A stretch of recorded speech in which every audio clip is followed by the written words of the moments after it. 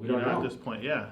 This thing could still get much worse than this. We're still somewhat normal, like I said. We still have power. We still have food. Yeah. The supply chains are still there, right? So there's you can go to the store. No one's gonna. Well, I mean, I think in some in some cities starting to break out. I was at Target the other day, and just getting some basic things that we needed that we forgot to get. And then two guys right away, really? yeah, oh, you're in my 6 feet, bro. What's going on? And they started yelling at each other, and yeah, so it begins. It begins. Yeah, but what's gonna happen when the power goes out?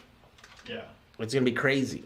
Or what's gonna happen when they tell us to go to that we can't go out? So I saw that here in California, in San Jose, they were putting like road checks.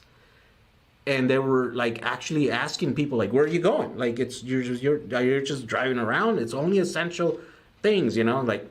So if they start doing that, if they start sending us home, I feel like we're not prepared for that. Like, yeah, we didn't stock up like for months or weeks. We just have like, I don't know, maybe a week worth of food at home. You know what I mean? So that means we still have to go outside and go to the store.